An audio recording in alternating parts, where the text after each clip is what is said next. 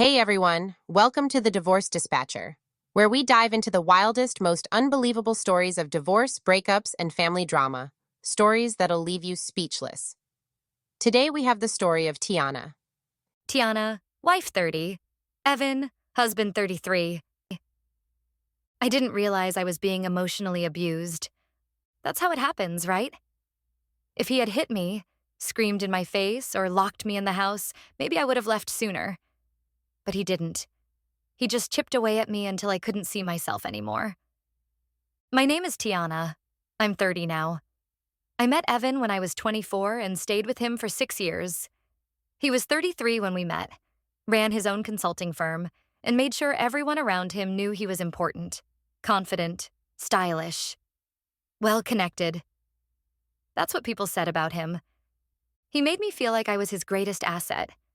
He said I had a mind for business, that I had queen energy, that he'd never met a woman who understood his vision the way I did.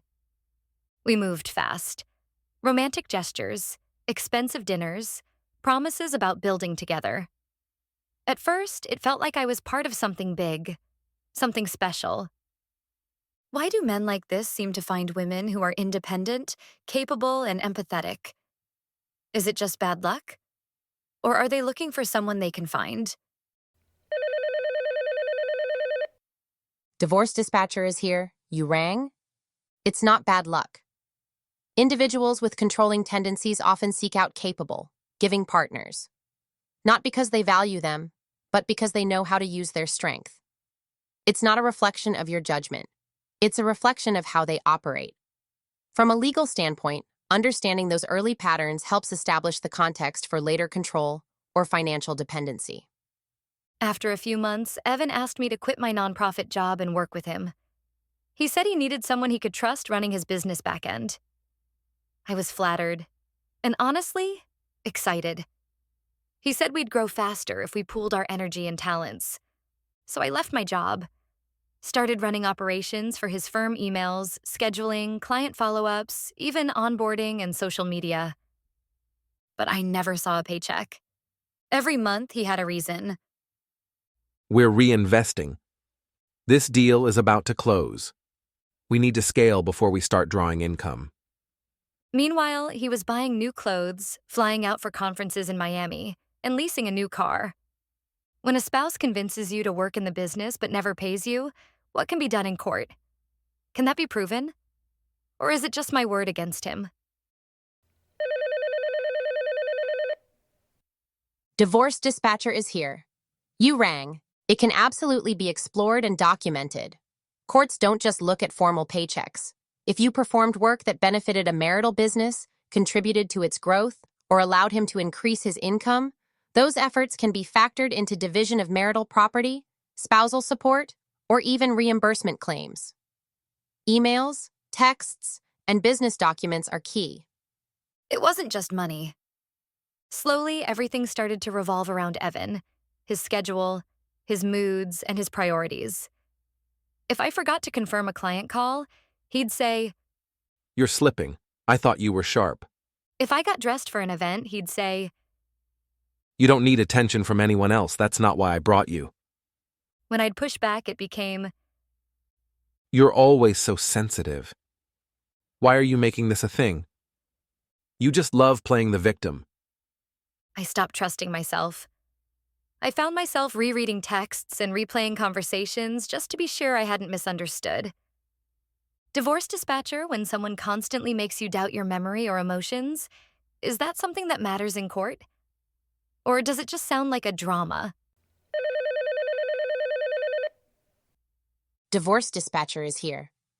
You rang? Courts don't always use terms like gaslighting, but they do consider the impact of behaviors that cause one spouse to lose financial or emotional independence. While emotional abuse can be harder to prove, documenting those patterns with evidence, texts, journal entries, timelines, can help support claims around spousal support, contribution to marriage, and coercive behavior. The key is showing the pattern, not just isolated moments. The worst part? He was charming in public. Everyone loved him. My friends said I was lucky.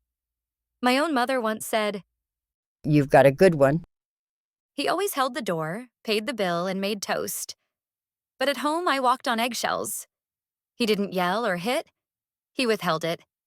Emotion, attention, validation. And if I cried, Here we go again. You need help. I can't deal with your moods right now. when I finally said I wanted to talk to someone, maybe go to therapy, he scoffed. Why pay someone to tell you what you want to hear? You need to toughen up. Divorce dispatcher. If he never laid a hand on me and never screamed. How can I explain to anyone, let alone a judge, that this was abuse? Divorce dispatcher is here. You rang? It's important to understand that abuse isn't just physically. Legal professionals are becoming more aware of emotional, psychological, and financial control, especially when it affects a spouse's ability to leave, earn income, or function in the marriage.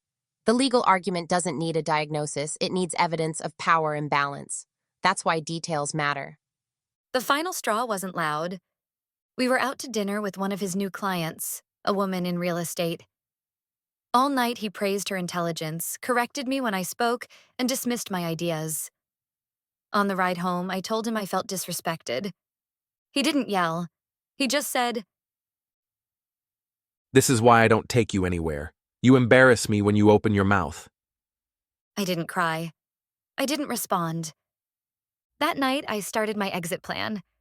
I got a remote job with a former coworker, opened a bank account he didn't know about. I collected every email and message that showed my work in the business, took photos of bank statements, travel receipts, client logs. When he left for another trip, I packed a single suitcase, grabbed my flash drive, and left. No note. No. Goodbye. The next day, he blew up my phone. You're being dramatic. You'll regret this. You won't survive without me. I didn't reply. Divorce dispatcher. Can I use those texts in court? And what if he starts saying I abandoned marriage? What protection do I have? Divorce dispatcher is here. You rang? Those messages can absolutely be used, especially if they show threats, manipulation, or attempts to control them. Maryland, for example, does not require you to remain in home if the environment is emotionally damaging. Your exit can be framed as a protective action, especially with supporting evidence. Don't delete anything. Don't respond. Just save and document. He's now telling mutual friends I'm unstable, that I stole from the business, that I walked out on him with no warning. In court, he's fighting discovery, refusing to turn over financials and pretending I never had a role in his company. It's like he's trying to rewrite the whole relationship. Divorce dispatcher. How do I keep from losing my mind when he's lying so confidently and I'm still trying to find my voice? Divorce dispatcher is here. You rang. You protect yourself now the way you should have always been protected, with documentation, legal clarity, and confidence in your truth. He doesn't have to admit the truth because the evidence will speak louder if you let it. Don't argue. Don't defend your feelings. Present your facts with calm, with preparations, with support. You've already done the hardest part you left. Now it's time to reclaim your legal and emotional ground. You are not alone and you are not overreacting. Now for our second story is about a love that looked perfect on the outside, but behind closed doors became a prison. Let's hear the story of Jasmine. Jasmine, W28. Derek, age 31. I used to pray that the walls would be bruised before I did. Derek never put me in the hospital. He never punched me in the face. But that's what made it so hard to explain. He broke things, doors, tables, and my phone. He'd slam the wall next to my head, put a hole through the bathroom drywall 2 inches from my face, shove me against the stove, rip my car keys from my hands and call it discipline. But he never punched me. So I kept telling myself, he's not abusive, he's just angry. My name is Jasmine. I'm 28. I work part-time at a daycare center, and I have been married to Derek for 6 years. He's 31, a certified welder, brings in steady income, and has always seen himself as the man of the house, even when he treated that house like a war zone. We live in Maryland. 1 bathroom, 2 kids. The rent was always late, but his vape pens and car rims were brand new. I loved him. I wanted it to work. I wanted our kids to have a 2-parent home. But I was afraid, and I didn't even know how afraid I was until I left. Divorce dispatcher. When there's no bruises and no 911 calls, how do you convince anyone that it's abuse? The divorce dispatcher is here, you rang. You don't have to wait until you're hospitalized to get help. Maryland courts recognize physical intimidation, property destruction, and coercive threats as forms of abuse even without visible injuries. Judges consider the whole picture, especially in protective order cases. Photos of damaged property, journal entries, text threats, and witness accounts can all be evidence. The first year wasn't bad. He was rough around the edges, but funny. Took me out to eat when we had money. Called me his ride or die. But the second I asked about getting a job, things changed. You're not leaving this house for some low-paying job while our kids eat microwave dinners. You work when I say it's time. So, I stayed home. I thought maybe he was right. I thought I was a good wife. But slowly I realized I wasn't raising kids. I was raising fear. If the dishes weren't done when he got home, he'd throw the trash can across the room. If the baby was crying too loud, he'd go outside and scream in the sky like it was my fault. He'd corner me in the kitchen, slam cabinets, demand sex as his stress relief. And if I ever pushed back? Go live with your broke-ass sister then. You think any man's going to take care of you and your 2 kids? You don't have shot without me. Divorce dispatcher. If everything is in his name and I don't make much, do I even have rights to anything when I leave? Will I get stuck with nothing? The divorce dispatcher is here. You rang? Yes, you are right. In Maryland, marital property includes anything acquired during the marriage no matter whose name is on it. That includes bank accounts, vehicles, and even retirement accounts. If you supported the household by parenting, cooking, and running the home, that labor has value and you can ask the court for your share. One night he grabbed my phone and smashed it against the wall. He said I was texting too much, that I must be sneaky. I had just been messaging my cousin about the boys' doctor appointments. I didn't have a phone for 2 weeks, he said. If you need something, ask me. Another night he unplugged the Wi-Fi while I was filling out job applications online. You trying to leave me, Jasmine? Ain't nobody gonna hire you without me watching those kids. I wasn't allowed to drive without his say-so.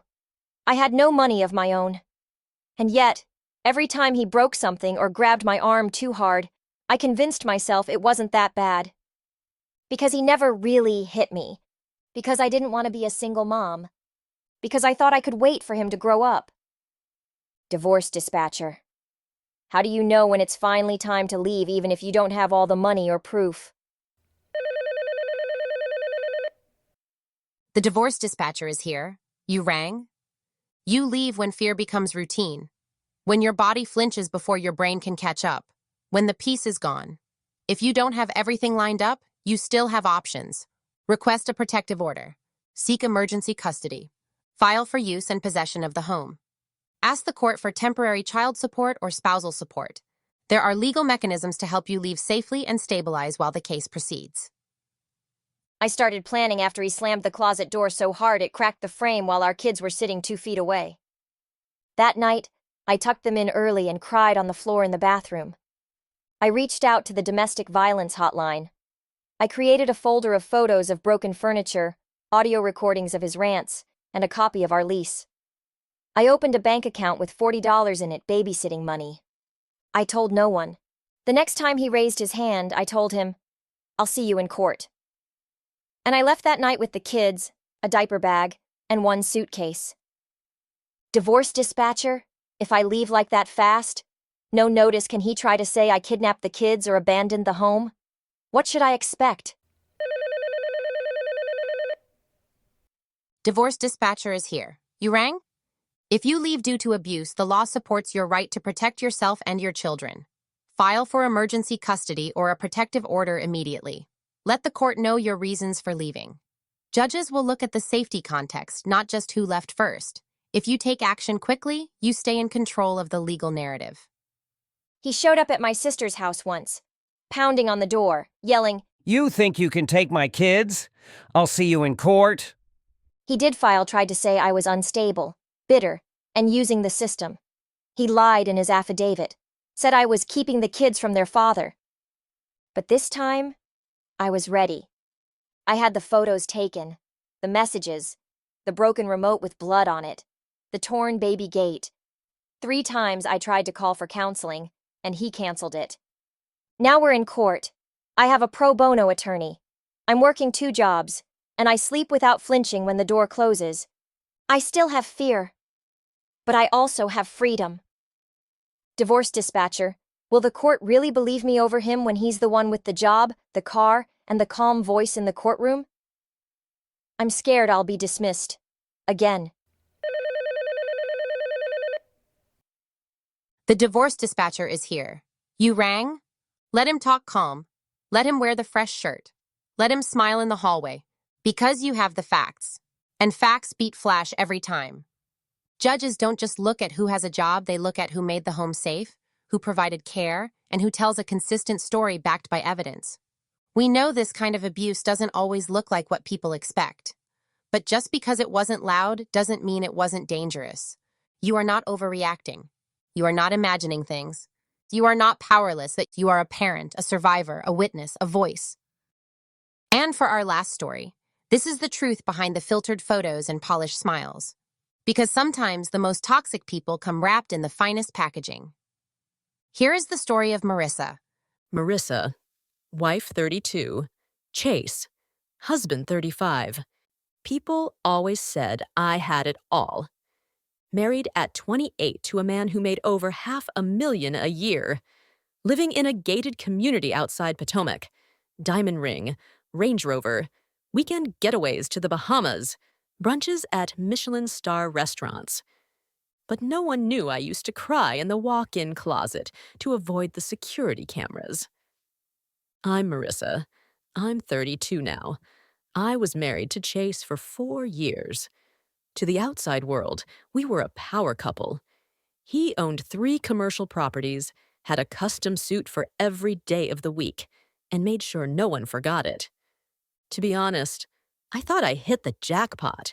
He was 35, successful, and obsessed with presentation, and in the beginning, that made me feel chosen. Like I was the prize. He was proud to show off. He told me I was stunning, elegant, that I had real wife potential. He planned our first trip to Turks and Caicos before we even made things official. I thought, this is what real love looks like. Divorce dispatcher. Was I just swept up in the lifestyle? How do you tell the difference between someone who loves luxury and someone who uses it to control you? The divorce dispatcher is here. You rang. The difference lies in intent. Lavish gestures aren't the issue of control disguised as generosity. When gifts come with expectations, when lifestyle replaces communication, and when affection is conditional, it's not generosity, it's leverage. And it often shows up in high-income relationships. From day one, Chase took care of everything: bills, dinners, shopping, vacations. I didn't ask for it. But once we were married, I realized I was expected to live in the life he created, not the life we built together. I stopped working 6 months after the wedding, not because I wanted to, but because he convinced me. You don't need to work. That job was beneath you. You're with me now. I thought it was sweet at first, until he started using it against me. If you lived off me, you'll die without me. You wouldn't last a week if I left. You're not entitled to anything I paid for at all. He said things like that during arguments. But the worst part? He meant them. Divorce dispatcher. He told me I had no right to anything because the accounts were in his name. Is that true? Do I have any rights after being financially cut off? The divorce dispatcher is here. You rang. If you were married and the assets or income were earned during the marriage, even if the accounts are in one spouse's name, they may be considered marital property under state law. Courts look at what was acquired and when, not just whose name is on it. Financial control doesn't erase your contributions or rights. The deeper I got into the marriage, the smaller I felt. He didn't yell. He made suggestions, polished corrections, disguised put-downs. Your voice carries a little too much at dinners. It's not elegant. That dress is more girlfriend than wife. You don't have to go to that thing your friend invited you to. People talk. Don't associate with chaos. I started whispering, wearing neutrals, canceling plans. My parents noticed. My sister said I wasn't smiling the same, but I defended him because every time I got upset, he gave me something a spa day, a new necklace, a designer bag. And I felt guilty for questioning him. Divorce dispatcher. Can financial control be part of emotional abuse? Even if there's no yelling, no cheating, just control masked as love? The divorce dispatcher is here. You rang. Yes, and courts are becoming more familiar with the concept of coercive control. It may not always be called abuse in court filings, but it matters in spousal support, property division, and sometimes custody if it affects the emotional safety of the household. The key is documenting how your access, decision-making, and independence were limited over time. The house had cameras in every common area. For security, he said. I wasn't allowed to change the password. Once, I tried turning one off in the kitchen, and he showed up on the speaker mid-meeting and said, What are you doing, Marissa? My stomach dropped.